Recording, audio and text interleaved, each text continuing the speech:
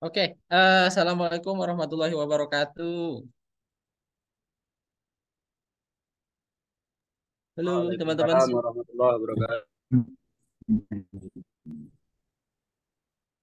Hai, tidak apa dimintain ngusulin. Nanti aku yang kulis. Gimana? Sehat semuanya, Bapak Ibu, teman-teman? Alhamdulillah sehat. Pak. Alhamdulillah, Mas Izud Didi. Alhamdulillah sehat, Pak.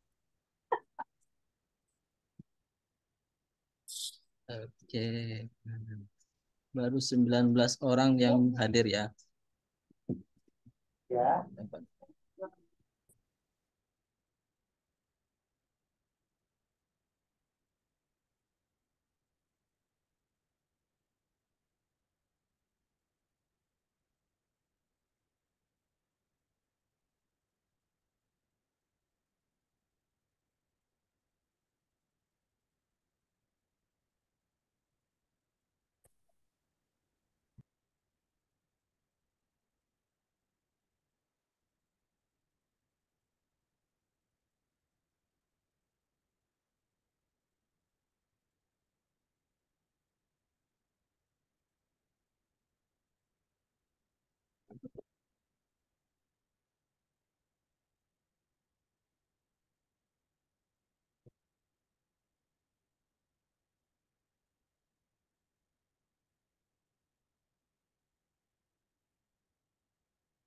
Eh, Teman-teman, sehat semuanya?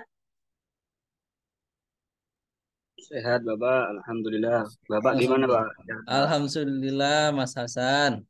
Sehat. Mas Rian Abiwanyu, sehat, Mas? Susah ngatur kameranya ya, Mas? Pak sekali seperti apa? Oke, 22 orang. Oke, baik kita mulai perkuliahan kita pada hari ini. Bismillahirrahmanirrahim. Assalamualaikum warahmatullahi wabarakatuh. Waalaikumsalam warahmatullahi Warahmatullahi Oke. wabarakatuh. Nah, teman-teman, hari ini kita akan lanjutkan perkuliahan kita ya terkait dengan pengantar ilmu hukum. Nah, pada materi hari ini mungkin materinya agak sedikit. Cuma kita bahas dengan metode sistem apa ya? Diskusi tanya jawab aja lah daripada kita jelaskan materi secara runtut. Jadi pada materi hari ini kita bahas itu tentang sumber hukum di Indonesia. Nah, di awal saya sudah sampaikan bahwa sumber hukum yang ada di Indonesia itu ya sumber hukumnya dari sumber hukum Eropa, sumber hukum Belanda, kemudian ada sumber hukum adat itu sendiri, dan terakhir ada sumber hukum Islam. Nah, teman-teman sekalian, ini kan masih ingat nggak terkait dengan sumber hukum material dan sumber hukum formil? Kemarin saya jelaskan ada dua sumber hukum, yaitu sumber hukum material dan sumber hukum formil. Coba kita refresh sedikit dulu. Apa ya? Kalau sumber hukum material apa itu kira-kira? Ayo, kira-kira. Pancasila, Pak. Oke, Pancasila, Pak. oke, boleh Pancasila sumber hukum. Tapi dari pengertiannya apa sih maksud dari sumber hukum material itu? Oke, coba dilihat modulnya lagi. Ada, Dasar-dasar hukum.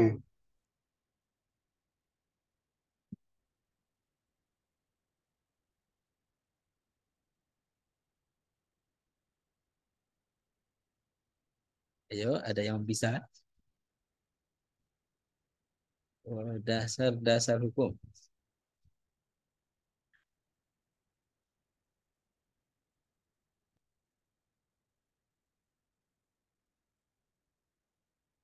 Oke, ada, ada.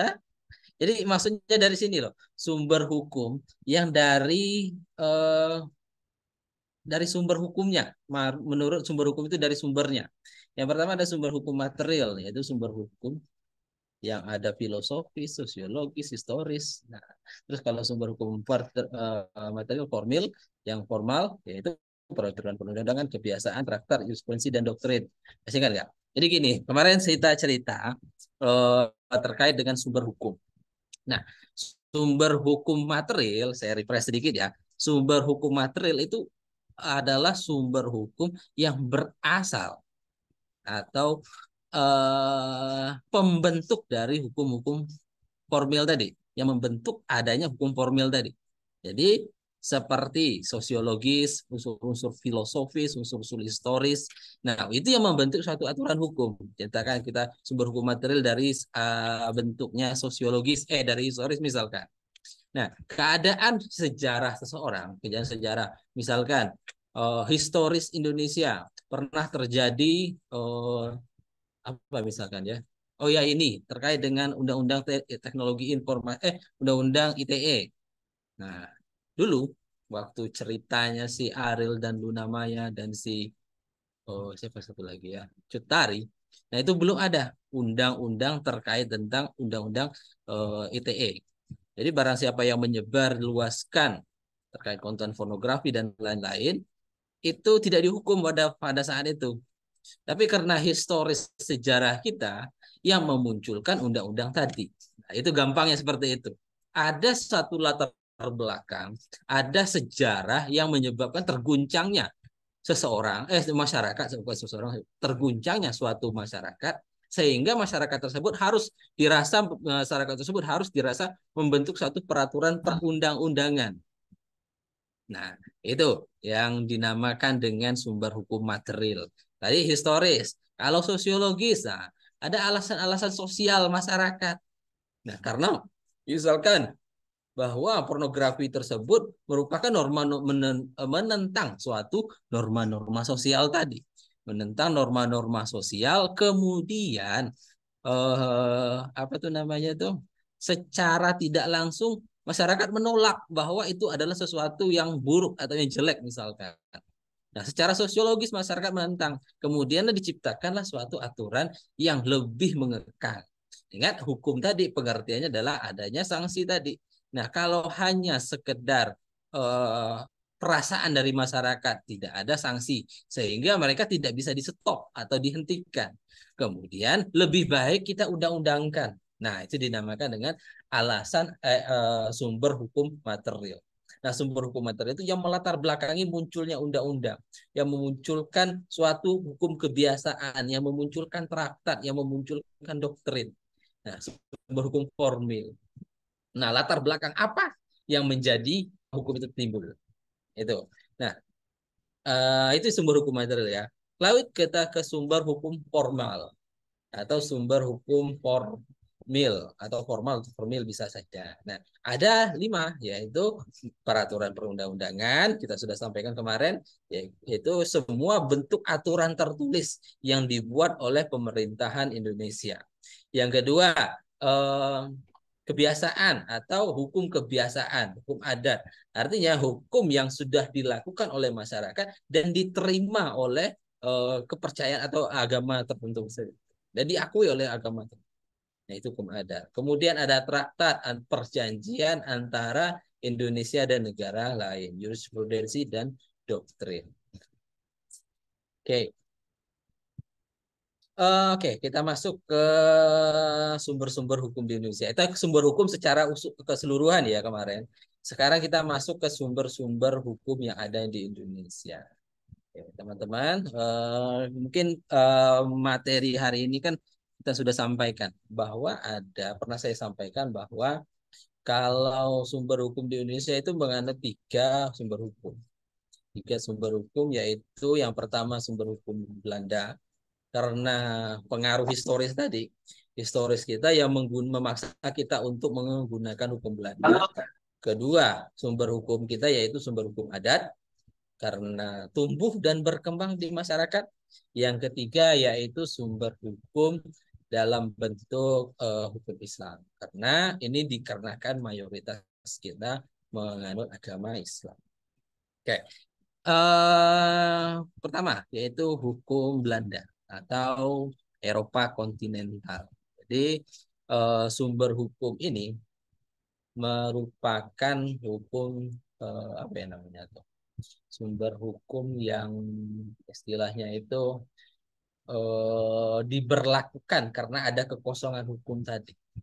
Nah, kita nggak bisa membentuk aturan hukum yang baru yang seperti hukum ini, tapi kita pakai gunakan aturan hukum yang ada di Belanda. Oke, saya sebutkan pasalnya itu pasal 2 aturan pelarihan di Undang-Undang Dasar.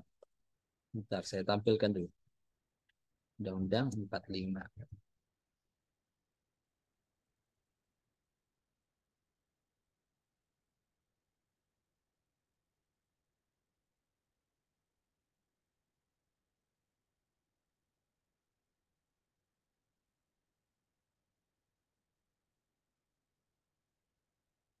Oke, teman-teman, Undang-Undang 1945 kita lihat di pasal 2 aturan pelarihan.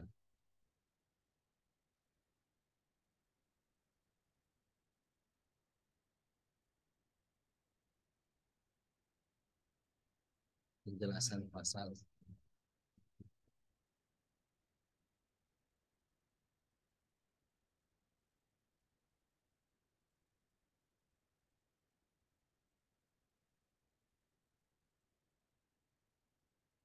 Oke, ini aturan pelarihan. Pasal 2. Oke. Di dalam pasal 2 disebutkan bahwa segala badan kenegaraan dan peraturan yang masih berlaku selama belum diadakan yang baru, maka menurut Undang-Undang Dasar ini. Jadi badan-badan negara, terus peraturan-peraturan yang lama yang waktu kita gunakan pada masa Belanda dulu itu masih dianggap masih berlaku sebelum diadakan yang baru tadi. Nah, sebelum diatur oleh Undang-Undang Dasar ini. Artinya, kita masih menggunakan aturan-aturan hukum Belanda. Contohnya di dalam hukum perdata yang teman-teman pelajari nanti. Nah, kita masih menggunakan kitab Undang-Undang Hukum Belanda, kitab Undang-Undang Hukum Perdata ya Belanda. Nah, berkelik Whitebook. Sampai saat ini kita gunakan. Sebelum sampai ada khusus kita membuat hukum perdata kita sendiri. Nah, kita sudah mencoba, masyarakat Indonesia ini sudah mencoba untuk membuat aturan-aturan hukum itu sendiri, hukum-hukum perdata sendiri. Nah, dalam buku perdata ada 4 buku. Yang pertama yang mengatur tentang orang, yang kedua mengatur tentang saya lupa. Oke, yang mengatur tentang benda, yang ketiga tentang perikatan, yang keempat mengatur tentang uh, daluarsa. Nah, buku perdata ini kebanyakan masih digunakan. Yang pertama buku tentang orang, yaitu mengatur tentang status seseorang. Nah, ini masih kita gunakan. Domisili seseorang ditentukan berdasarkan tempat tinggal. Nanti kita pelajari. Terus tentang terkait dengan hubungan orang tua dan anak masih kita gunakan pegang. Tapi ada sebagian aturan-aturan dalam buku 1 ini digantikan oleh Undang-Undang 174 tentang pernikahan. Jadi bagi yang menikah di dalam hukum di Indonesia itu harus sesuai dengan Undang-Undang 174. Nah, tidak lagi menggunakan aturan-aturan dari Belanda, tetapi terkait dengan orang ataupun identitas seseorang, domisili seseorang, itu tetap menggunakan kitab Undang-Undang Hukum Belanda. Yang kedua, tentang benda. Nah, hukum tentang benda ini ada beberapa yang kita gunakan terkait hak kepemilikan. Terus hak milik, misalkan saya memiliki suatu mobil. Nah, kepemilikan terhadap suatu benda itu diatur di dalam buku 2. Nah, dalam buku 2 ada bagian-bagian yang diganti dengan Undang-Undang Nomor 5 Tahun 60 tentang Undang-Undang Pokok Agraria. Jadi atas kepemilikan tanah itu tidak lagi kita gunakan kayak kitab Undang-Undang Belanda, tapi kita ganti dengan kitab Undang-Undang Hukum Undang-Undang Nomor 5 Tahun Undang-Undang Nomor 5 Tahun 60 tentang Undang-Undang Pokok Agraria. Kita pakai gunakan aturan pertanahan kita sendiri. Tapi aturan tentang kepemilikan benda, penyerahan benda, ataupun penyewaan benda itu diatur tetap dalam buku 2. Nah, buku 3 masih kita gunakan sepenuhnya. Buku 3 tentang perikatan, yaitu terkait dengan perjanjian, kontrak yang perjanjian karena undang-undang, masih full kita gunakan satu buku itu. Nah, terakhir daluarsa juga kita gunakan satu buku. Jadi aturan itu masih kita gunakan sampai kita membuat aturan yang baru. Nah, kemarin tahun 2020 ya 2022 ini Undang-Undang Nomor 1 tahun 2022 tentang Kitab Undang-Undang Hukum Pidana yang sebelumnya kita masih menggunakan Kitab Undang-Undang Hukum Pidana buatan Belanda, kita rubah, kita ciptakan undang-undang ciptaan kita sendiri, Kitab Undang-Undang Hukum Pidana sendiri. Nah, itu yang kita gunakan saat ini. Nah, di dalam hukum acara juga seperti itu. Dalam hukum acara kita masih menggunakan Kitab Undang-Undang Hukum HIR dan RBG di dalam reglemen Belanda, dan ada beberapa untuk yang kitab undang-undang hukum acara lainnya. Nah, seperti itu, teman-teman.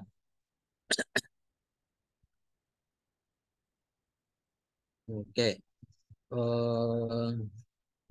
Balik lagi kita ke sumber hukum yang kedua, yaitu sumber hukum adat. Nah, saya sudah pernah sampaikan juga di teman-teman. Kalau sumber hukum adat, oke, sebelum kita masuk ke sumber hukum adat ini berbeda sekali ya dengan hukum HIRRBG dan hukum Belanda. Kalau sifatnya hukum adat itu tidak tertulis, sedangkan sifat dari hukum Belanda itu sifatnya tertulis. Nah, kenapa sifat hukum Belanda ini tertulis? Ada undang-undangnya. Nah, kita menganut sistem pemerintahan, sistem hukum Eropa kontinental, sistem hukum Eropa kontinental. Jadi setiap aturan itu harus dicatatkan. Berbeda dengan sistem Eropa Common Law atau apa itu namanya tuh? Common Law. Artinya negara-negara yang di luar Eropa kontinental, khususnya Inggris dan daerah pemakmurannya. Jadi setiap aturan itu harus dicatat. Nah, termasuk juga di Indonesia, semua aturan itu harus tercatat. Ada undang-undangnya. Nah, itu yang membedakan nanti. Nah, di dalam hukum adat berbeda, sedikit berbeda. Ada namanya hukum itu tidak tertulis. Nah, hukum adat ini tetap digunakan. Tetapi bagaimana supaya hukum adat itu tetap bisa bertahan? Hukum adat tadi harus misalkan ada suatu peraturan adat. Peraturan adat tersebut yang mengharamkan setiap orang itu untuk memperdagangkan miras. Di adatnya seperti itu. Di adat misalkan ada Jawa Tengah. Di Jawa Tengah ini ada adat yang mengharamkan orang itu untuk jual beli miras. Nah, sudah kebiasaan semakin lama kemudian masyarakat itu sudah terbiasa dengan adat tadi. Kita sudah pelajari kemarin di hukum adat. Karena kebiasaan adat istiadat sudah menjadi hukum adat. Nah, jual beli miras itu kan otomatis bertentangan dengan hukum Islam. Otomatis juga diterima sebagai hukum adat. Adat istiadat berubah menjadi hukum adat karena tidak bertentangan dengan hukum Islam. Nah, adat istiadat tadi kemudian berubah jadi hukum adat, tapi sifatnya hukum adat tadi sifatnya tidak tertulis. Nah, bagaimana supaya kita menetapkan atau menguatkan hukum adat tadi? Nah, salah satu caranya yaitu dengan cara pemerintah itu membuat suatu perda atau peraturan provinsi yang berkaitan dengan adat istiadat tadi. Sehingga pemerintah tadi bisa menguatkan atau mengkodifikasi atau membukukan aturan-aturan hukum adat tadi. Mengkodifikasikan hukum adat tadi sehingga jadi tradisi di masyarakat yang sudah dituliskan tadi.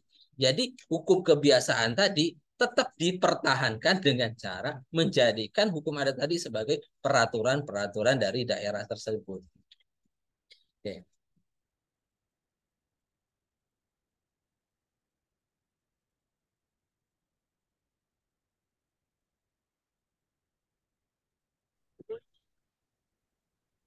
Oke, kita lanjutkan ke hukum adat, masih ke dalam hukum adat, lingkupnya hukum adat. Oke, hari ini kita mungkin sedikit berdiskusi. Nah, jadi yang saya sampaikan tadi, hukum adat itu supaya diakui dan diintegrasikan ke dalam hukum nasional perlu dituliskan atau dijadikan suatu peraturan undang-undang atau perda tadi. Nah, itu cara mengintegrasikan atau membuatkan hukum adat tadi, mengintegrasikan hukum adat. Nah, kira-kira bagaimana sih pendapat teman-teman terkait dengan eksistensi hukum adat di wilayahnya masing-masing. Seperti gini, misalkan ada beberapa aturan-aturan adat. Misalkan terkait di Sumatera Barat, misalkan terkait tentang perwarisan ya, perwarisan. Nah ini kan yang dari Sumatera Barat hadir. Halo, halo, yang dari Sumatera Barat kayaknya ada ya. Oke, oke, gini, ada yang sedikit yang bermasalah nih. Di Sumatera Barat kita mengenal namanya matrilineal, artinya perwarisan itu menurut garis tangan ibu dari keturunan ibu, termasuk warisan, jadi melurus ke ibu. Nah, ini kalau diislamkan itu cukup salah karena perwarisan itu jatuh kepada bapak, iya enggak? Jatuh kepada anak laki-laki, bukan kepada anak perempuan, ya kan? Nah, tetapi di Sumatera Barat lain halnya. Jadi perwarisan itu turunkan kepada anak perempuan. Nah, jadi masalahnya di situ. Apakah gimana sih menurut pendapat teman-teman terkait dengan hukum adat yang seperti itu, yang kira-kira bertentangan tetapi sudah mendarah daging di masyarakat itu tidak bisa dirubah lagi. Ada atau ada adat di daerah yang teman-teman temui sekarang atau di tempat daerah teman-teman, ada hukum adat itu terus digunakan di masyarakat. eh, Kemudian ternyata ada terus kalau kita kaji bertentangan dengan aturan Islam. Nah, kira-kira gimana gimana menurut teman-teman?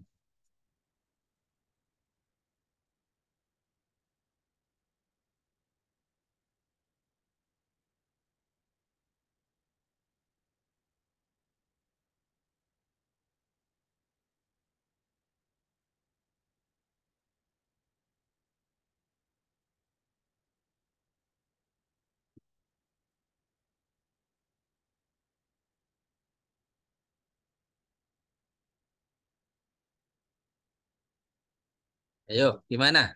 Misalkan ada suatu wilayah adat seperti di Sumatera Barat yang saya contohkan tadi. Ada suatu wilayah adat itu orang Sumatera Barat dia menganggap bahwa perwarisan itu memang harus ke ibu. Garis keturunan itu harus ke ibu. Jadi perwarisan itu rata-rata ke perempuan, harus ke perempuan. Seperti itu. Nah, ternyata kalau kita kaji dengan hukum Islam ternyata bertolak belakang dengan aturan Islam. Nah, bagaimana? Atau ada yang teman-teman yang lain di daerahnya aturan ini memang tidak berlaku bagi apa itu namanya itu, tidak berlaku bagi hukum Islam. Misalkan bertentangan sekali dengan hukum Islam, tapi sudah mendarah daging di masyarakat. Nah, pertanyaannya yaitu apa sih pendapat teman-teman? Bagaimana sih pendapat teman-teman? Apakah ini bisa dijadikan sumber hukum nasional tadi? Yang kita pelajari bahwa hukum adat itu yaitu hukum yang apa itu namanya itu istilahnya itu hukum yang sudah diakui oleh hukum Islam, hukum adat, hukum yang sudah disesuaikan dengan hukum Islam yang notabene tadi. Oke, silakan pendapat teman-teman. Monggo atau saya panggil satu-satu. Izin menanggapi, Pak. Monggo Mas. Siapa nih suara? Monggo Mas. Suaranya saja yang kedengar tapi wajahnya nggak kelihatan. Maaf, Pak. Mas, oh Yazid, Mas Yazid. Monggo Mas Yazid. Monggo Mas. Ya, saya kebetulan orang Sumatera Barat juga, Pak. Oh, monggo dinyalain kameranya Mas Yazid. Jadi kalau sepengetahuan saya, Pak ya, Mm-mm.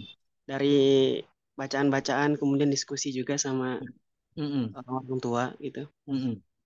Ternyata yang saya temukan secara konsep Mm-mm. permasalahan berkaitan dengan warisan tadi itu Mm-mm. sebenarnya nggak jauh beda dengan konsep Islam, Pak. Mm-mm. Mm-mm. Yang saya lihat itu nggak tahu nanti Mm-mm. ada ini ya sumber-sumber lainnya. Mm-mm. Yang saya pahami ternyata di Sumatera Barat itu ada dua sistem warisnya, Pak.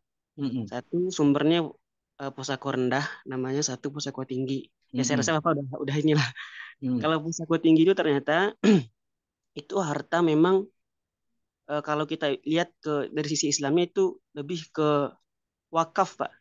Jadi Mm-mm. hartanya turun menurun dari nenek-nenek dari nenek tibanya ya. Keluarga perempuan ternyata itu harta wakaf dan itu nggak boleh dijual.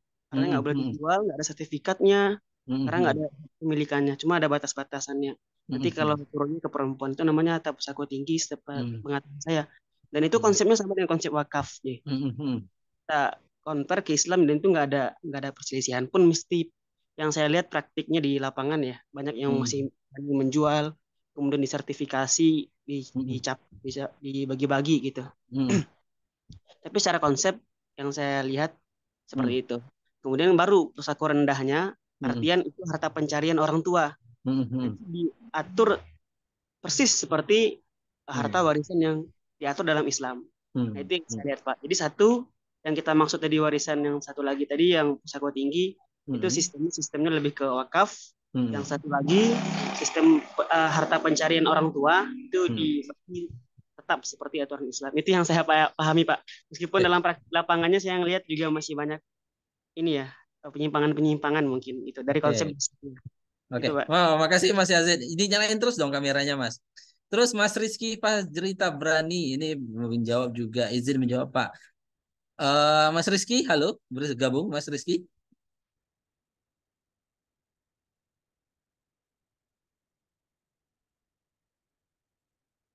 Oke, halo Mas Rizky. Setahu saya alasan harta waris itu diberi ke perempuan agar perempuan setelah ditinggal agar bisa hidup sendiri alias sudah ada modal. Oke, gitu jawabannya. Oke, saya masuk ke dalam pendapatnya Mas Yazid tadi sedikit. Nah, Mas Yazid, alhamdulillah jenengan orang asli Sumatera Barat dan mengerti adat istiadat juga. Saya nggak nyangka ternyata yang muda-muda masih apa ya, masih paham yang begitu-begituan. Jadi sebelum, oke Mas Yazid sedikit info, sebelum masyarakat Minangkabau itu meluk Islam, belum adanya perang Padri. Perang Padri ngerti Mas Yazid? Oke, sebelum terjadinya perang antara suku kepala adat dengan ulama, ini sering kita dengar ya di Bonjol waktu itu pahlawannya masuk pahlawan nasional Tuanku Imam Bonjol. Nah di perang Padri itu terjadi pergesekan antara kaum adat dan kaum agama. Nah di Sumatera Barat Bapak Ibu teman-teman sekalian ya itu tidak seperti di Jawa kita yang di Jawa ya. Kalau di Jawa itu meresap ke dalam masyarakat tanpa adanya konflik. Agama itu meresap ke masyarakat tanpa adanya konflik. Nah, kalau di Sumatera Barat lain. Nah, orang Sumatera Barat itu langsung apa itu namanya itu? Belajar agama itu langsung ke Arab Saudi, ke Arab langsung menerapkan aturan langsung mendapat ilmu dari Saudi Arabia. Kemudian langsung diterapkan di Indonesia di daerahnya di Minangkabau tadi. Sehingga masyarakat adat tadi setelah dikenalkan dengan agama tersebut, oh konflik ini ternyata berbeda dengan sistem kita. Bahwa itu pertama ada sabung ayam dulu. Sabung ayam itu yang sudah mendarah daging, kemudian dihapuskan, kemudian perwarisan tetap ke area ibu juga dihapuskan. Jadi anak laki-laki itu tidak dapat warisan sama sekali pada sebelum terjadinya perbauran antara agama dan adat tadi. Nah, kemudian waris tetap ke perempuan, laki-laki tidak mendapat sama sekali. Kemudian hal-hal lain yang belum dikenalkan agama. Jadi pada saat itu kaum adat dan kaum agama itu berselisih pendapat. Kaum agama tetap keras ingin menerapkan syariat-syariat Islam di Minangkabau pada saat itu. Sedangkan kaum adat bergejolak ingin mempertahankan apa itu namanya tuh adat istiadat mereka. Nah, berbeda dengan di daerah Jawa. Di daerah Jawa itu cenderung mereka juga sebelum belajar di Arab juga mereka belajar juga di daerah-daerah di Indonesia lainnya. Mereka juga mempelajari pada Habib-Habib yang datang ke Indonesia.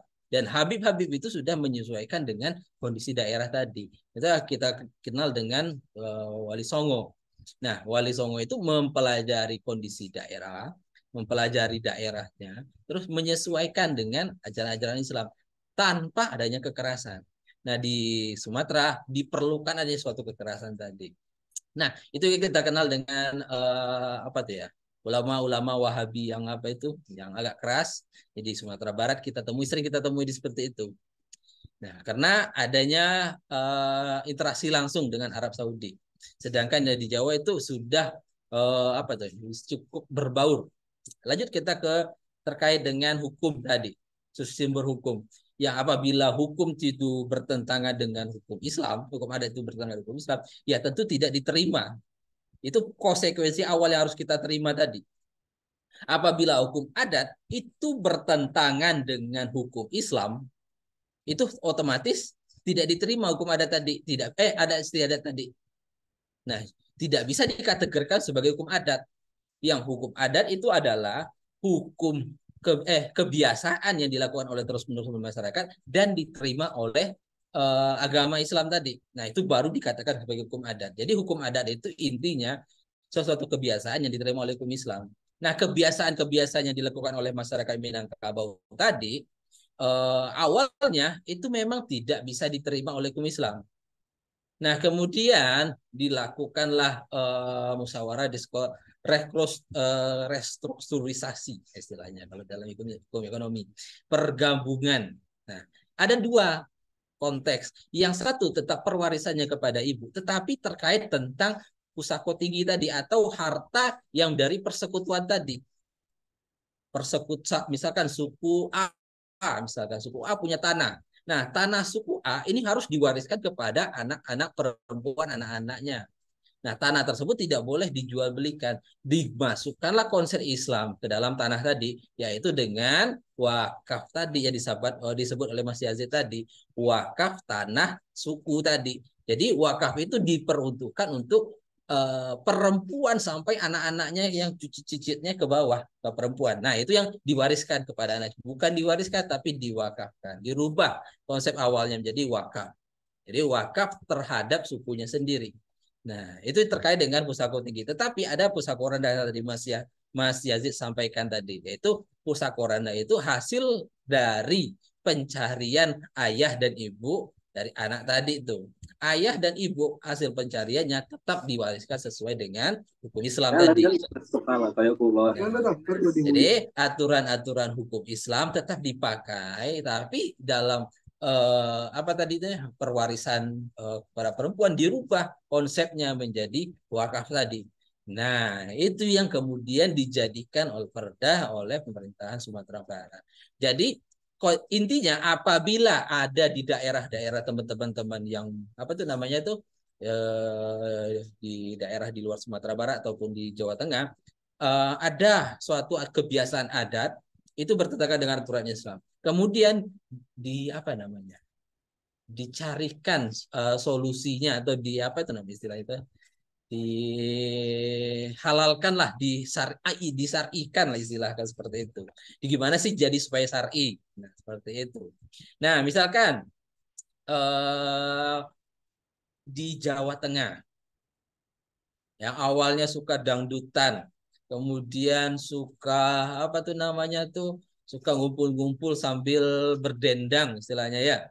Nah, kemudian dirubah supaya lebih Islam dan Islam tersebut kemudian diubah menjadi acara-acara seperti sholawatan tadi. Oke, nah itu yang terkait dengan hukum adat tadi ya, hukum adat yang diintegrasi dalam hukum Islam. Oke, hukum Islam kita lanjutkan terakhir ke hukum Islam, sumber hukum yang ketiga yaitu hukum Islam. Nah, hukum Islam ini agak apa ya, menarik kalau kita bahas secara bersama-sama. Selain karena hukum Islam itu mayoritas kita beragama Islam, kenapa sih hukum Islam yang dipakai? Bapak Ibu, pendapat Ibu, Bapak Ibu, kenapa hukum Islam yang dijadikan sumber hukum di Indonesia, bukan hukum dari Nasrani, bukan dari hukum apa ya, Katolik ataupun Konghucu? Ada yang ingin memberikan pendapat kira-kira kenapa sih hukum Islam ini dijadikan sumber patokan, bahkan dia menjadikan patokan untuk sumber hukum, menjadikan adat kebiasaan menjadi sumber hukum adat. Kenapa hukum Islam ini yang dipegang? Kenapa bukan yang lain? Selain karena apa ya? Selain karena mayoritas kita beragama Islam, ada pendapat lain kira-kira yang ingin memberikan?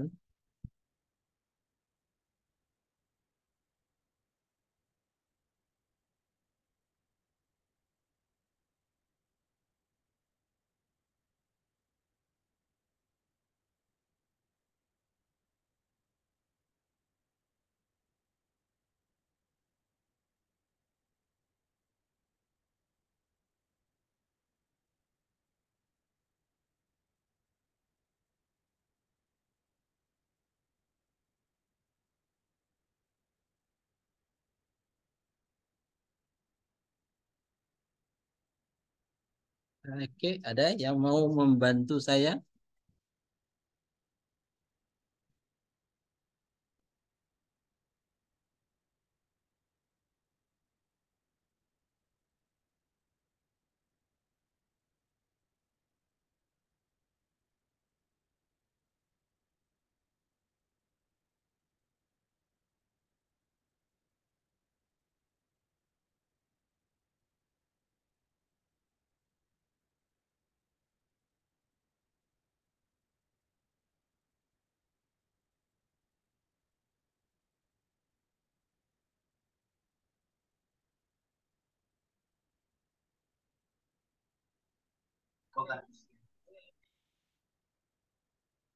Oke, ada. Kenapa sih selain hukum Islam itu menjadi sumber hukum Indonesia?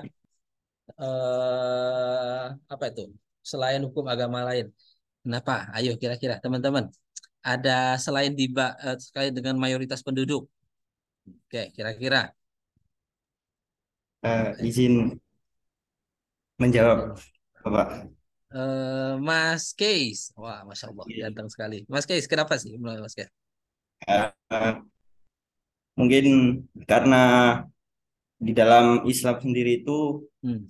semuanya sudah diatur dengan sangat komplit mungkin, Bapak. Hmm, hmm, Karena hmm, mulai dari hubungan antara manusia dengan Tuhannya dan hmm. hubungan manusia dengan manusia dan juga hukum yang ada di dalam Islam itu Hmm. sudah terkodifikasi dalam kitab-kitab fikih yang masyhur di kalangan masyarakat, eh, dan lebih global gitu Insya Allah. Oke, penerapannya.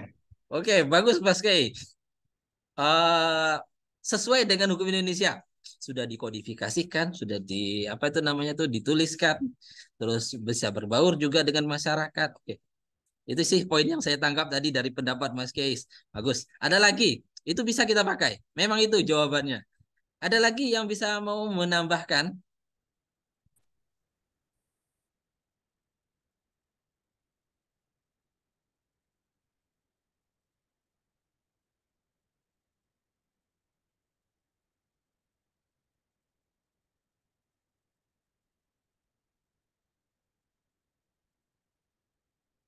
Allah, jangan jangan takut salah. Anak hukum tak boleh takut salah. Harus pemberani. Absen sudah diisi ya di apa di SIM semuanya.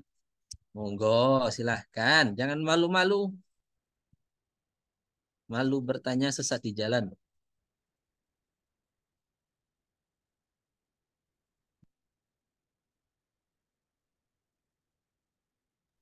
Izin Pak, nambahin dikit. Oh, Mbak Atikal, monggo, Mbak Atikal. Gimana, Mbak Atikal? Nambahin Ya, dikit, mungkin hukum tambahin banyak juga nggak apa-apa, Mbak Atikal. hukum Islam itu dipakai di Indonesia ya mungkin karena lebih tertata ya Pak, lebih tertata dan lebih diterima oleh masyarakat. Hmm. Ya gitu aja Pak mungkin. Oke, bagus sekali. Tertata dan lebih diterima dari masyarakat. Oke, hampir mirip dengan jawaban Mas Case tadi. Oke. Yang hadir di sini Mas Prianto hadir,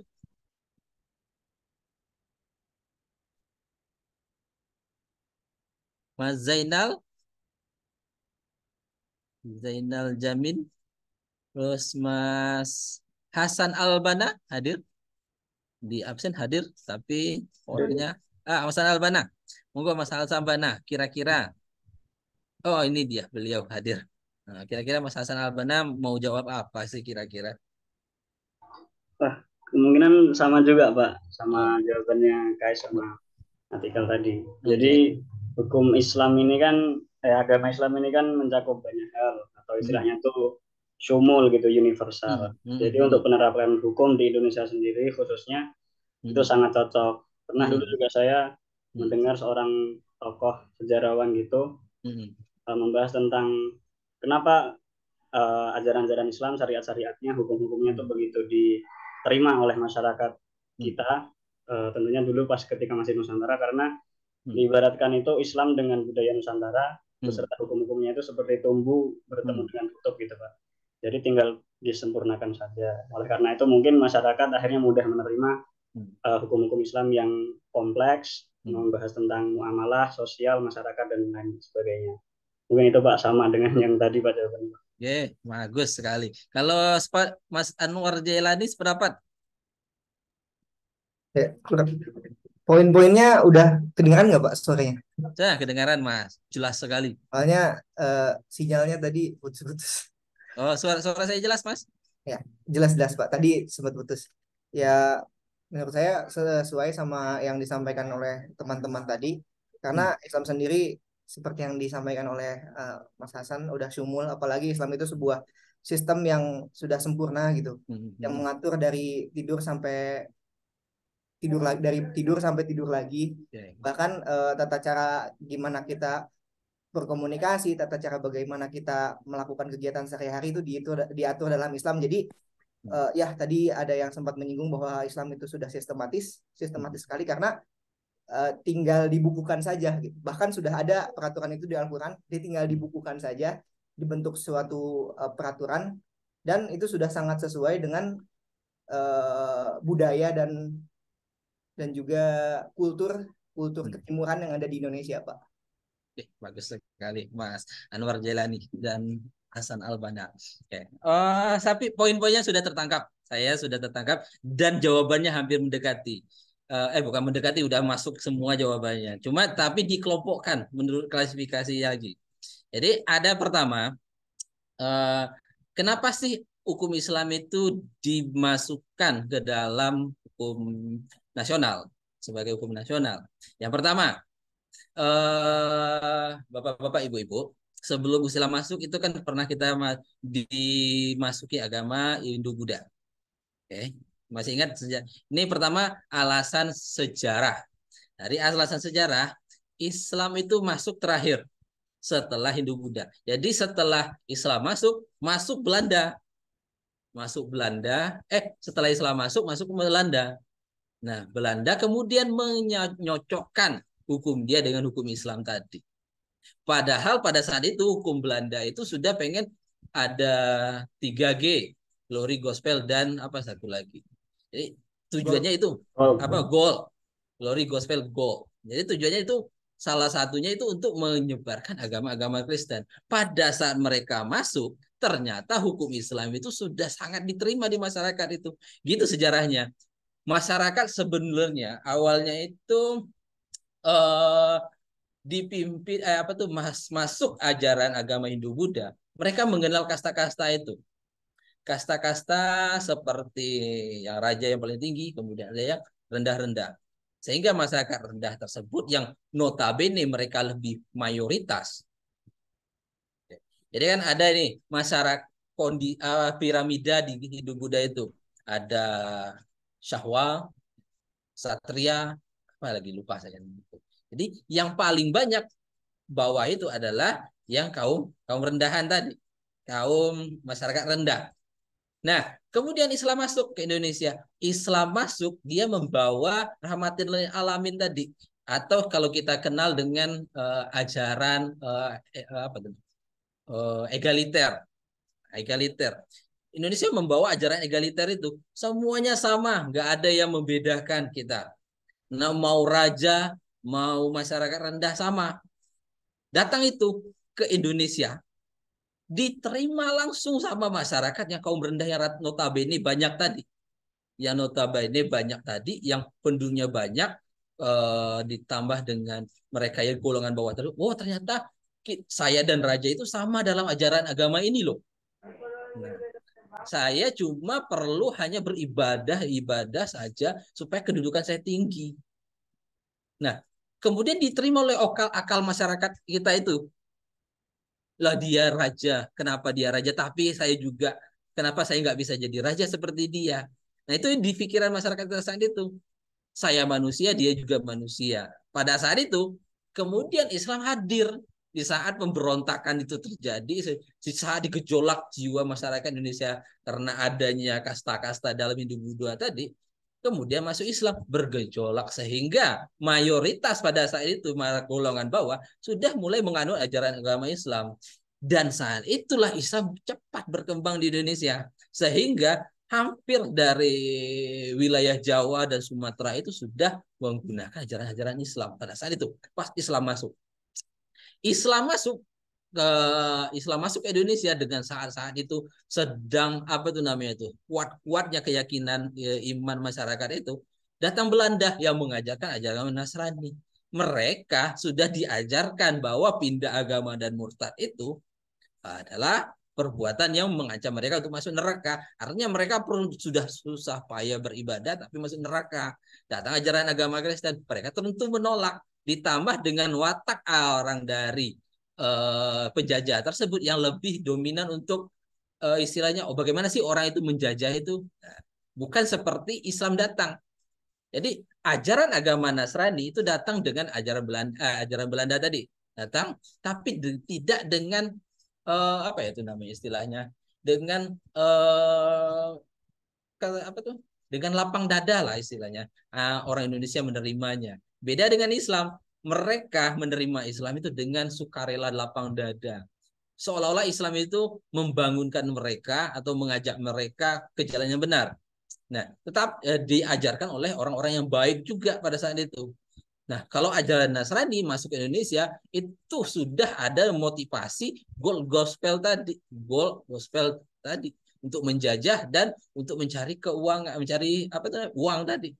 Nah, mereka tidak menerima. Nah, itu ya alasan kenapa Indonesia itu mayoritas agama Islam. Itu yang pertama, alasan sejarahnya. Yang kedua, ada alasan politis. Nah, alasan politis ini kalau kita masukkan ke dalam legitimasi atau pembentukan peraturan perundang-undangan. Oke. Tentu misalkan gini, saya membuat aturan yang berbeda sekali dengan aturan agama Islam. Di DPR saya membuat aturan yang berbeda jauh dengan agama Islam. Nah, tentu secara apa ya? Secara nasional bergejolak nanti masyarakat kita. Loh, kok nggak sesuai dengan ajaran kami? Karena kita mayoritas tadi. Nah, mereka politikus cenderung membentuk ajaran-ajaran itu lebih ke agama Islam. Karena tadi masyarakat yang mayoritas juga membentuk alasan politik tadi. Sudah setelah itu politik yang dilakukan berulang-ulang kali sehingga terbentuklah ajaran agama Islam di politis tadi. Oke, itu alasan politik. Terus ada yang terakhir alasan sosiologis atau dari kesinambungan hukum. Nah, ingat Bapak Ibu, pengertian hukum kan ada 3. Ada salah satunya norma, sesuatu yang dianggap baik. Nah, antara hukum dan norma tadi, kesinambungan antara hukum dan ajaran dan sesuatu yang dianggap baik tadi. Nah, semua yang diajarkan oleh Islam disampaikan oleh Mas Hasan Albana, Mas Jailani, tadi ada beberapa teman-teman Batikal juga menyampaikan bahwa rahmatan lil alamin itu sudah dianggap sempurna oleh masyarakat kita. Nah, nggak perlu kita mencari norma-norma apa lagi. Ibaratnya gini, ada suatu daerah di pulau, misalkan saya tinggal di pulau bersama kelompok masyarakat tertentu, kita nggak perlu lagi mencari norma-norma apa yang dibolehkan dan dilarang. Udah ada diturunkan kitab Al-Quran kita. Nggak perlu kita mencari apa yang tidak boleh dan tidak yang boleh kita lakukan lagi. Tapi sudah ada. Ini loh.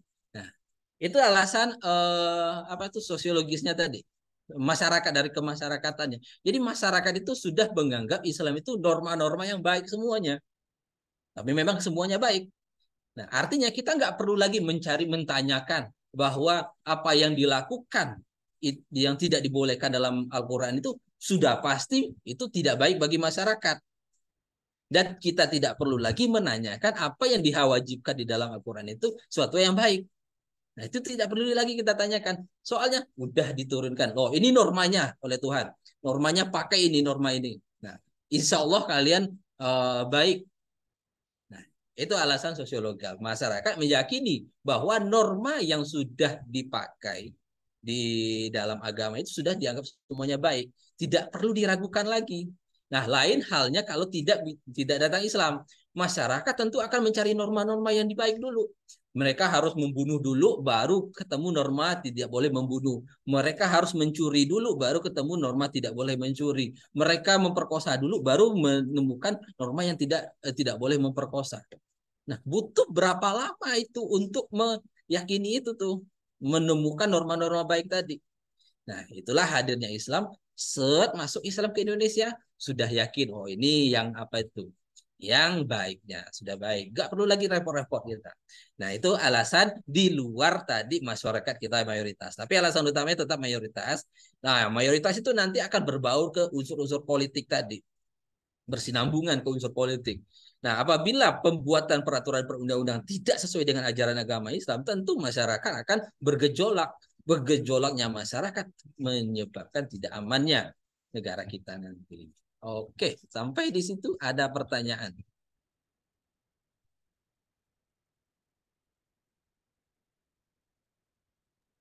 Cek. Oke, silakan Mas. Cek. Izin bertanya Bapak. Silakan. Mau siapa ini? Halo, Mas. Ahmad Bapak. Mas Wadi, monggo Mas, dinyalain dulu Izin kameranya Mas apa, Wadi. Pak?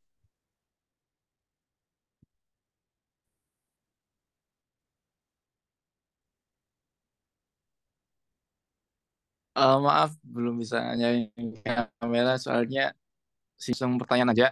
Ini kan tadi untuk hukum apa namanya di Indonesia kan Gimana Mas? Terputus suaranya sampai saat ini?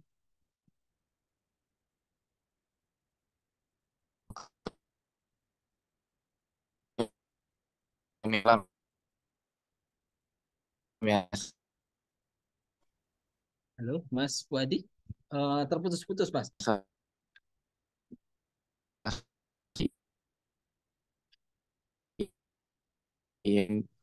Ada.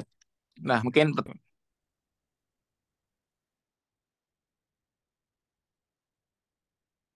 Mas bisa diketik aja Mas, soalnya terputus. Ada atau teman-teman yang lain bisa mendengar pertanyaannya Mas Wadi? Bisa disampaikan ke saya? Terputus-putus, Pak. Oh, terus sama. Berarti sinyal kita Mas Wadi gimana ya? Monggo kalau bisa diketik aja Mas. Ya, memang kameranya harus dimatiin, Mas.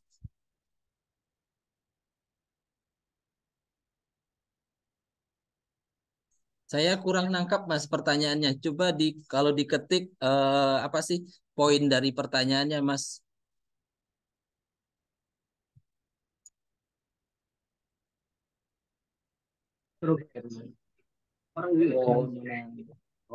Jadi Pak bahasanya bahasa Arab. Oke. Bagaimana Bapak dengan masyarakat non-Islam? Apakah menerima hukum Islam di Indonesia? Oke, pertanyaannya bagus sekali. Luar biasa pertanyaannya. Kira-kira teman-teman yang di sini bisa membantu menjawab? Karena di Indonesia ini banyak agama yang resmi. Ya, karena kan di Indonesia banyak agama resmi. Jadi kita kan mengakui 6 agama. Apakah masyarakat Indonesia yang non-Islam mengakui ajaran agama Islam? Kira-kira teman-teman gimana sih menjawabnya ini dari pendapat Mas Fuadi? Yang bisa, kan pertanyaan kelihatan bagi kita semua. Bagaimana dengan masyarakat non-Islam? Apakah mereka menerima hukum Islam di Indonesia, Bapak? Oke. Silakan teman-teman, gimana? Apakah berlaku hukum Islam bagi yang non-Islam?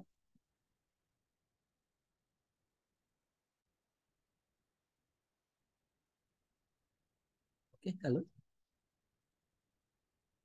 Jawabannya, oh jangan saya dulu lah. Teman-teman dulu lah kira-kira. Kalau saya dulu, aduh saya suapin terus-menerus kan nggak enak. Enggak, Nah, Pak. Coba. monggo Mas Anwar Jailani, Kalau silakan. hukum Islamnya sudah dikodifikasi dan dijadikan sebuah undang-undang, non-Muslim pun harus menaati itu, Pak. Oke.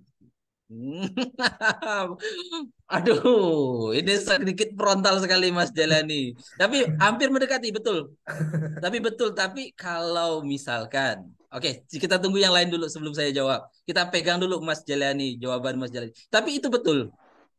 Kalau memang sudah dikodifikasikan, mereka harus pegang itu.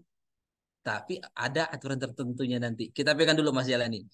Coba yang lain Pak, selain Mas saya Jalani. mau jawab, boleh Pak? Monggo Mas Abi. Jawab. Mas Abi. Maaf ya Pak, belum bisa on cam soalnya kalau on cam sinyalnya ini Oh, monggo Mas. nggak kuat. Nggak apa-apa, nggak apa-apa. Itu ya Pak untuk menanggapi apa yang dari Mas Hilmi Fuadi ya Pak.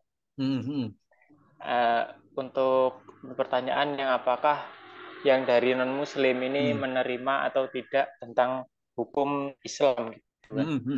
Apa hukum negara yang berpedoman pada apa hukum Islam gitu.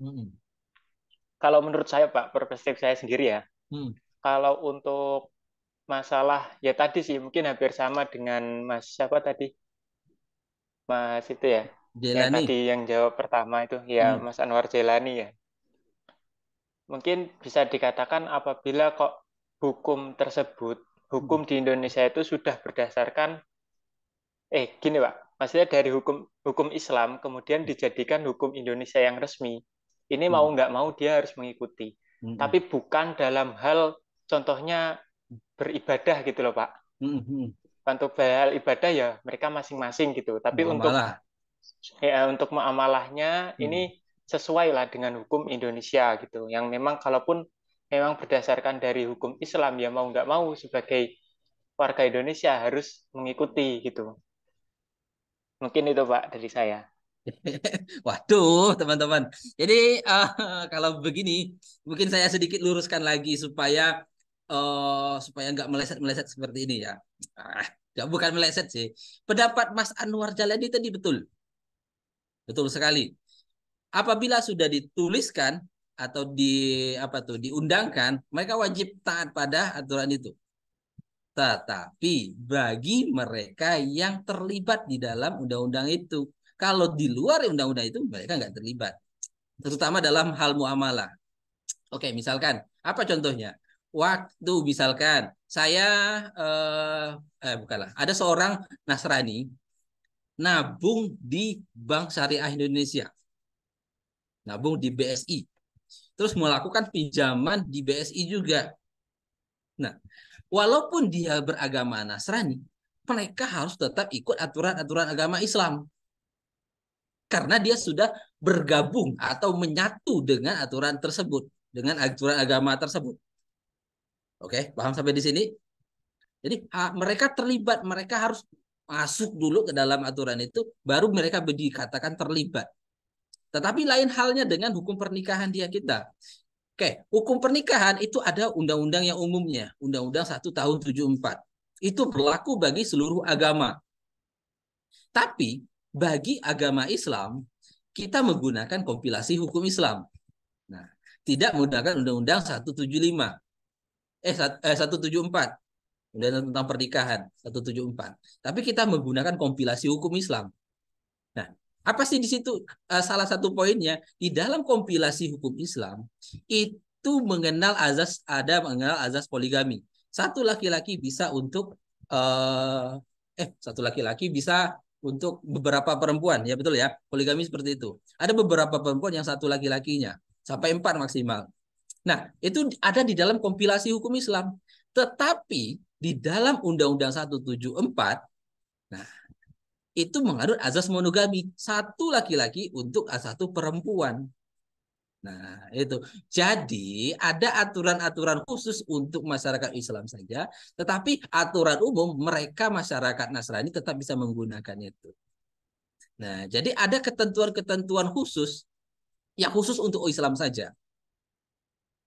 Kemudian, kalau misalkan ada pernikahannya tadi yang 4 tadi. Nah, khusus untuk aturan Islam saja, mereka yang Islam menggunakan aturan kompilasi hukum Islam tadi. Tapi bagi yang non-Islam, mereka tetap menggunakan aturan-aturan negara. Undang-Undang 174. Di Islam kan cuma 1 atau 4. Nah, terus ada lagi satu lagi terkait dengan pernikahan beda agama. Nah, artinya bedakan beda agama. Ini yang jadi polemik di kita. Polemik itu menjadikan kita itu di Indonesia itu tidak dibolehkan menikahi lintas agama. Ex agama itu tadi. Saya menikahi orang Kristen. Tidak boleh. Bahkan dalam pencatatan sipilnya tidak dibolehkan. Untung kemarin Mahkamah Agung menolak putusan, membatalkan putusan tentang pernikahan beda agama yang di Jakarta. Apa sih poinnya di situ? Apabila seseorang itu pengen menikahi orang dengan beda agama, mereka harus tunduk kepada salah satu agama tadi. Dia pengen masuk agama Islam, harus tunduk masuk agama Islam supaya KHI tadi bisa diterapkan. KHI tadi itu bisa diterapkan dia. Jangan seperti ini, suaminya masuk Kristen, istrinya masuk Islam. Nggak bisa diatur di Indonesia. Nanti hubungan suami istrinya tidak bisa misalkan terkait dengan nafkah anak, terus dengan kepengennya untuk menikah lagi atau yang lain-lainnya. Nah, itu kan sulit nantinya. Hukum mana yang ditetapkan kepada suaminya? Apakah hukum Kristen atau hukum umum atau hukum Islam dalam KHI? Jadi butuh kepastian hukum tadi. Mereka yang sudah pengen menikah dalam agama Islam harus tunduk pada agama Islam. Misalkan dia Kristen, mereka harus tunduk pada agama Islam, harus memindahkan agamanya mereka ke Islam. Atau istrinya pindah ke agama Kristen, tunduk pada aturan umum dari negara tadi. Nah, seperti itu. Nah, dalam muamalah itu juga seperti itu terjadi. Kalau dia sudah masuk ke dalam agama, sudah masuk ke dalam syariah, ke dalam hukum syariah, perbankan syariah, mereka harus tunduk. Mereka harus mengikuti akad mudharabah, murabaha, harus paham itu mereka. Nggak bisa dipakai ada bunganya di dalam perbankan syariah. Mereka harus tunduk itu. Nah, jadi poinnya teman-teman juga bukan apabila sudah diundangkan. Ini agak sedikit apa ya? Agak sedikit jauh pemikirannya. Jadi poinnya ini, apabila mereka sudah mengikatkan diri atau mendundukkan diri ke dalam satu agama Islam, mereka harus menjalankan agama Islam itu. Itu poinnya. Bukan apa ya? Seperti apabila sudah dituliskan dalam undang-undang, mereka semua harus tunduk pada aturan Indonesia, tunduk pada aturan agama Islam, nggak seperti itu. Artinya gini, apabila dikeluarkan undang-undang syariah, nah, tidak otomatis mereka yang tidak terlibat di undang-undang ekonomi syariah, perbankan syariah itu harus tunduk pada aturan ekonomi syariah, kecuali mereka yang melibatkan dirinya mereka ke dalam undang-undang tersebut. Paham sampai di sini, teman-teman? Paham ya? Paham, Oke. Pak. Oke. Ini ada pernikahan beda agama Pak Anwar Jailani. Kayak menurut teman-teman, sebelum terakhir ya, mungkin saya pengen tanya juga sih soal nikah beda agama ini. Teman-teman sepakat nggak sih nikah beda agama? Kalau misalkan nanti diundang-undangkan, ternyata dibolehkan, tapi untungnya tidak dibolehkan. Gimana sih menurut pendapat teman-teman? Nikah beda agama ini, kalau di Islam otomatis ya tidak dibolehkan. Tapi kalau di dalam undang-undang kita, saya berpendapat gini yo.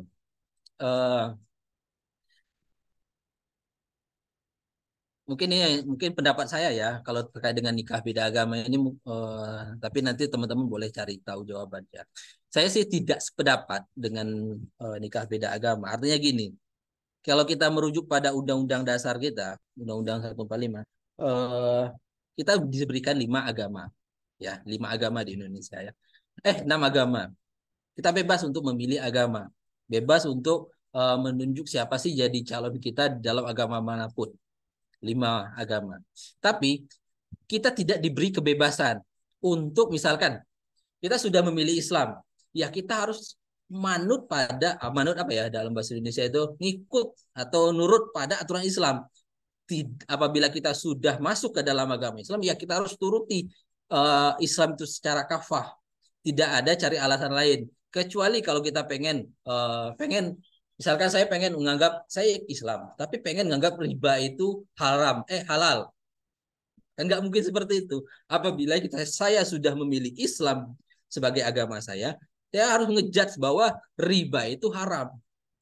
Nggak boleh seperti misalkan saya sudah memilih agama Islam, kemudian saya pengen riba itu halal sajalah.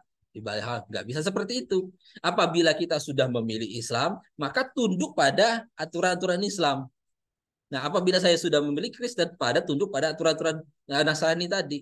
Jadi seperti itu yang saya maksud itu. Kita diberi kebebasan untuk memilih 6 agama itu.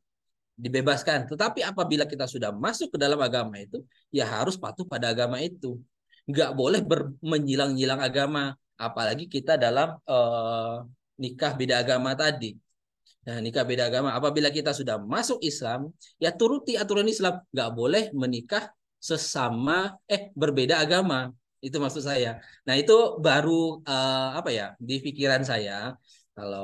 Tapi nanti gimana ke depannya ke depannya teman-teman, mungkin teman-teman nanti jadi orang sukses. Nah, pemikiran saya itu bisa dijadikan referensi untuk duduk di parlemen nanti. Kayak itu mudah-mudahan bisa itu disampaikan di parlemen. Ini calon-calon anggota dewan semua. Amin. Amin. Minta doanya, Pak. Selalu saya doakan. Saya pengen ini teman-teman ini duduk di parlemen menyampaikan aspirasi dari guru-guru agama yang terdahulu. Sekarang kan gitu ya. Oke, itu ya untuk materi kita pada hari ini. Kalau tidak ada, kita ketemu lagi hari Senin di hukum adat. Kita bahas lagi hukum adat. Teman-teman, walaupun online silakan tetap dibaca ya modul. Ini modul yang saya berikan itu cuma gambaran kasar saja. Nanti teman-teman kembangkan sendiri dengan membaca jurnal ataupun membaca buku-buku yang lain. Itu ya teman-teman untuk pertemuan kita pada hari ini. Sukses selalu teman-teman, jaga kesehatan. Hari semakin panas. Hati-hati keluar rumah pakai skin protection. Itu untuk materi kita pada hari ini. Saya cukupkan dengan baca hamdalah.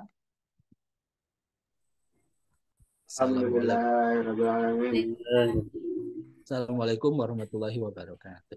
Waalaikumsalam warahmatullahi wabarakatuh. Terima kasih Bapak. Sama-sama. Izin live ya.